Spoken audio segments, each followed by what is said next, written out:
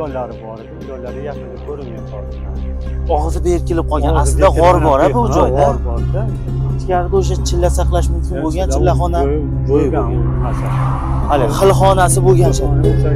10 metr ichkariga kirsa, u naryoqqa borib bo'lmasdi-ku, o'sha nima o'ylardi-da.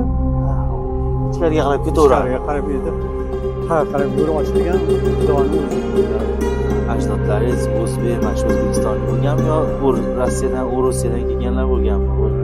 Albakan yeb ketdi, ko'zida to'g'ri bir olib kelib tarbiya olsalardi. Qur'on o'qib yeb, reskamga yeb.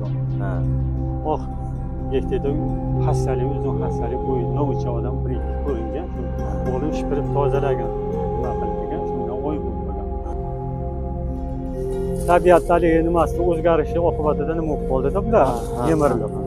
Qani desa, biz hududda turibsan deydi. Ha. Ana shu ham xo'p talashdi u. Demak, bu mozorda Xislati bor, xislati bor. Hatto juda xarob bo'lganda, 30 yil bo'layotgan bo'lsa, so'tda o'rnida nimada o'choqda o'rnida hovuz bo'lgan. Ha, qozon o'chog'ida qilib qo'ygansiz. So'rilarni ham tashkil qilib qo'yibsiz. Chiroyli qilib. Buni ichkarilarga ham so'ri qilamiz. Ha, Kimdirki foydalanardi, kimdirki bir kilo go'sht olib berardi bola chaqasini, arava yetalab bo'lib qilib. Shuni o'zimiz nima qildik? Talashdik, bo'lib hech kimga o'rtoq qilmadik. Obyor dadalari shippan chaqirgan, qabr ko'tarib. O'sha bo'lgan, birov kelib nima qilgan, keyin nima Ruvan tog'a bo'lgandan keyin shippan qilishgan. Shippanda birov yotmagan, bo'lib qilgan, o'qqan. Har kimga har tarafa ko'rinib bo'lib qilgan.